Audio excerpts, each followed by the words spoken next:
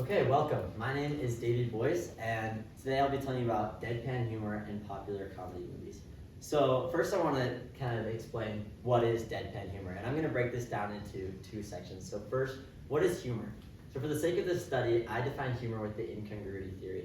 And according to McGee's study in 1979, he says incongruity is something that is unexpected, out of context, inappropriate, unreasonable, illogical, absurd, or exaggerated. So really anything that falls outside the viewer's frame of reference is considered incongruous with the viewer's frame of reference, and therefore it's funny.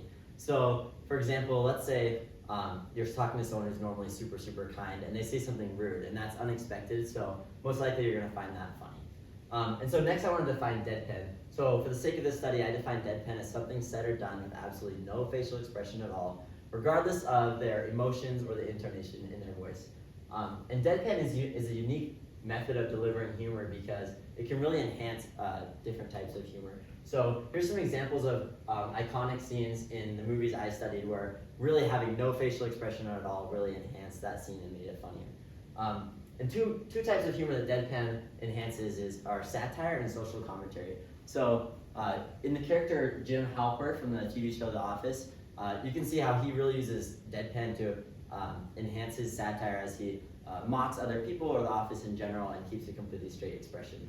And then the character Ron Swanson in the TV show Community really exemplifies the social commentary. He'll say things like, history began on July 4th, 1776, and everything before that was a mistake.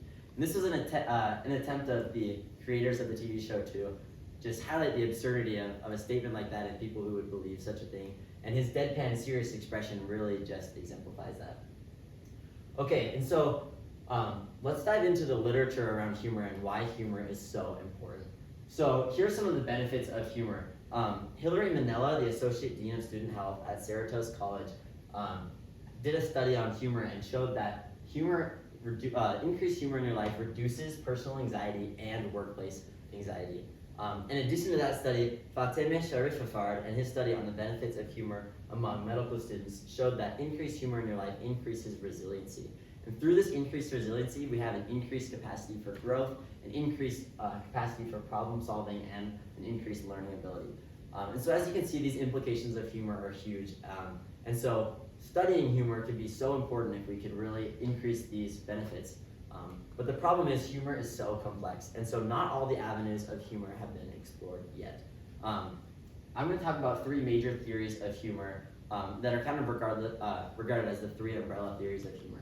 The first would be the relief theory, and this theory was pioneered by Sigmund Freud, and Freud said that laughter is an expression of the relief of psychological pressures. So let's say you're in a serious workplace environment and you have a lot of pressure to speak formally and professionally, and someone says something inappropriate, and you feel that relief from that pressure, and that's released in laughter, according to Freud. And then another theory is the superiority theory, which is pioneered by Plato, Aristotle, and Hobbes, that said that all humor has a certain amount of malice, and that in order for something to be funny, you actually have to place yourself above another person. And when you're laughing at someone else's own self-ignorance. And then the most widely, most accepted theory is the incongruity theory, which I talked about before. And one important thing about the incongruity theory is that it doesn't rely on the themes of the humor like the other two theories does, but it more relies on the cognitive processes of receiving that humor. And so I thought this was perfect for studying the delivery of humor because I'm not really studying the actual themes of the humor itself, just how it's delivered and received. And as Kundal points out, in none of the theories did they address the relationship between the delivery of humor and the reception of the humor. And so this is a study by Amber Vanderwall from the University of Amsterdam who identified 10 different types of humor under those three umbrella theories. And as you can see, all of these have to do with the themes of humor, and none of them have to do with the relationship between how humor is delivered and how it's received. And so that is the gap today that I want to address. And specifically, I'm going to study one method of delivering humor, the most common method, which is deadpan delivery. And so in order to address this gap, I asked the question, is deadpan delivery an effective method of delivering humor? And this is quite a broad question, so let's dive into the methods that I use to answer this question. So through my research, I found a method called content analysis, which is a way to review different media types like text or movie and quantify something that's very subjective or qualitative like humor. And I thought this was perfect because, as you can see in this quote, humor doesn't, or content analysis doesn't rely on the context or the messages created in the media that you are kind of analyzing. So I thought this would be perfect for something as subjective as humor. And Amber van der Waal from the University of Amsterdam did it. In their study, they studied how to set up a coding framework specifically for analyzing movies, analyzing humor in movies that are popular among teens, which is exactly what I wanted to do. So today I followed their coding framework for how to analyze movies. And the first method in the coding framework was selecting movies. And at first I tried to find movies that had the highest gross income, or movies that had the best reviews on Rotten Tomatoes. But when I looked at van der Waal's study, I realized that the method I needed to use was just finding the most well-known, most popular movies among the population that I was studying. And so I pulled students in my class to decide on 5 movies that would be the most well-known among Timpview High School students. And so after selecting those movies, I narrowed down my question to, is there a correlation between the quantity of deadpan humor and the quality of reviews among popular comedy movies at Timpview High School? And I figured this question would be a question that's much easier to answer, and through answering this question, I could tie it back and answer that original question of, is deadpan delivery effective? So the next step in the coding framework was a coding decision process. So first thing, I had to set some clear guidelines for myself. First was the definition of humor. So I used the incongruity theory on anything outside the viewer's frame of reference. And then I defined deadpan, so no facial expression displayed on the screen, regardless of their intonation in their voice or emotion. And then I had to do a process called piloting and refinement, where I watched small portions of each of the movies and just found some issues that I might run into in the coding process and really set some guidelines for myself on how I would solve those. So one important issue was that many instances of deadpan comedy were not displayed. Either the character was not on the screen, or the comedy stemmed from the setting or something in the background with no expression. And so for each of those instances, I tagged it as not displayed and ended up disregarding that in my final analysis of my results. Then I decided to tag some other variables just to see if I could draw any conclusion as possible at the end of my study. So here's an example of what my coding looked like. So this is for the movie Hunt for the Wilder People. And so each time something funny would happen, I would write down the timestamp, and then I would write down whether or not it was deadpan, whether or not it was spoken or acted, intentional or unintentional, and if it was not displayed, I would tag it in that far right column. And so after doing this for all 5 movies, I sent out a survey to my fellow Timpview High School students to figure out which of the movies was really the funniest. And I had the students rank the movies from 1 to 5, 1 being the least funny and 5 being the most funny.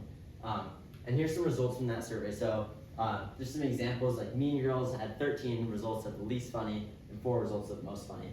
And so to illustrate this for you, you can see that Hunt for the Wilder People had the highest total score among the survey by a significant margin, and Mean Girls was by far considered the least funny movie of the 5 movies.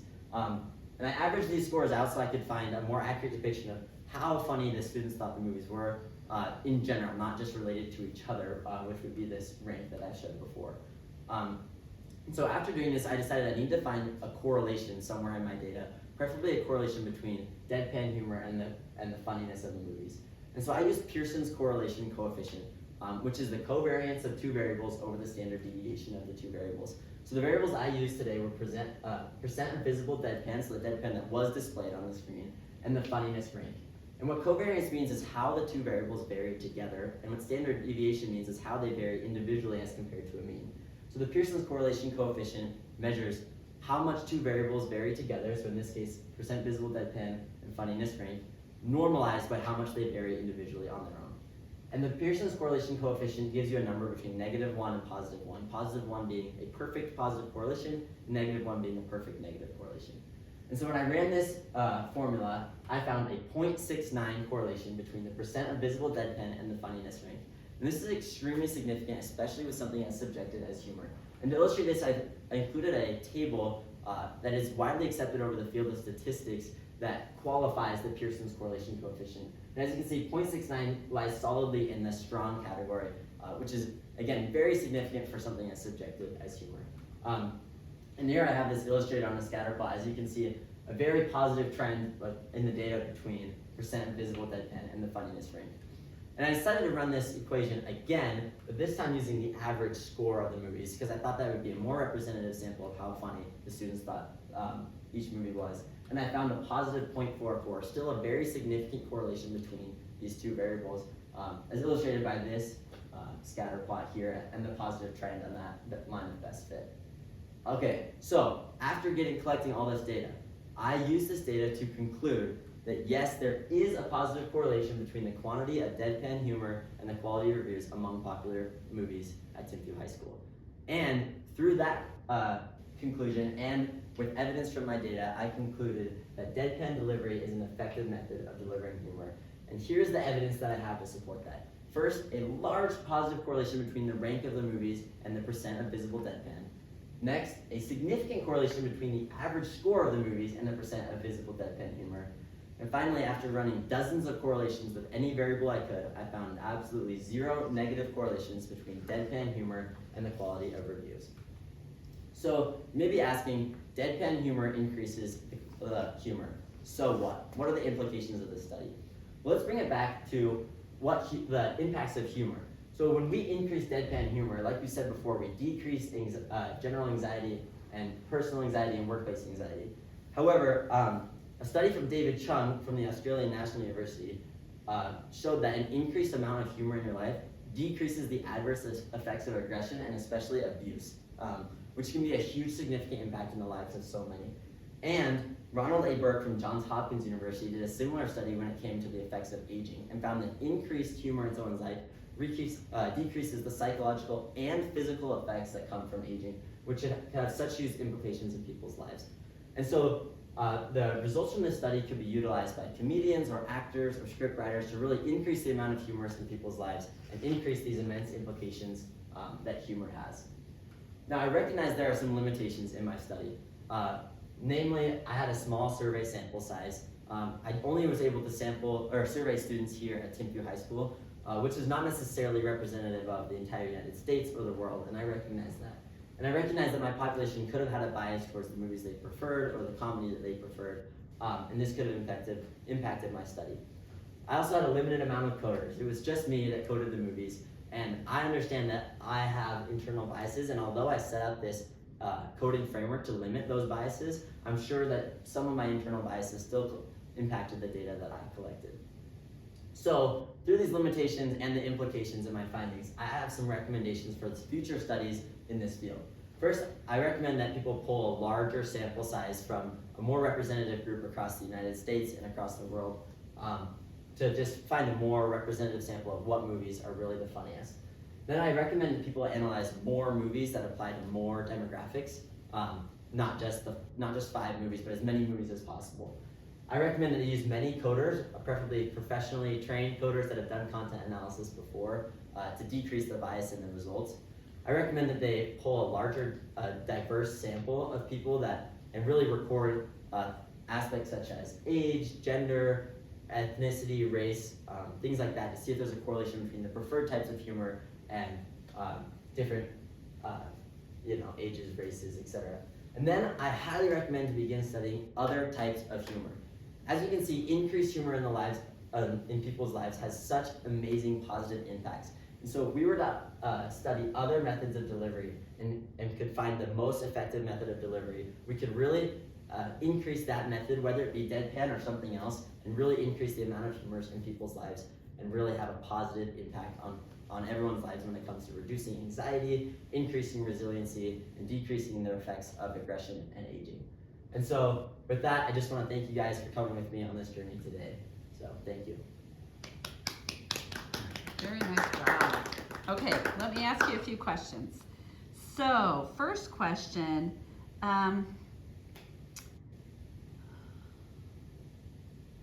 how did you determine which results generated by your research method were most important in informing your new understanding?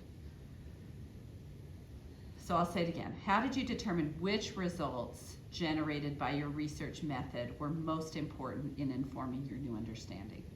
Yeah, so the results that I determined were the most important, obviously, were the visible deadpan humor and the average score of the movies. And in order to determine this, I really had to exclude some certain data points. So first, all humor that wasn't displayed, I had to choose to exclude that from my final results, because I figured you couldn't really qualify that as deadpan humor, but you couldn't qualify it as not deadpan humor. So I disregarded those instances.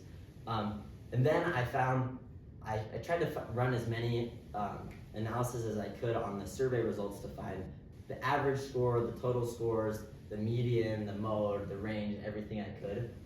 And I did some research to figure out which of those scores would really be most representative of how funny the students thought the movie was. And after doing that, I found that the average was really going to be the most representative, and in this case, something like the median would be less telling of how funny the students thought they were. And then I really just ran those correlations between as many different points as I could, whether that be percent visible deadpan, spoken deadpan humor, intentional deadpan humor, etc., to find the one with the most significant correlation that could really have the biggest impact on the lives of, and really increase humor the most and have the biggest impact on people. And that biggest correlation was between percent visible deadpan and the rank of the movies and the average score.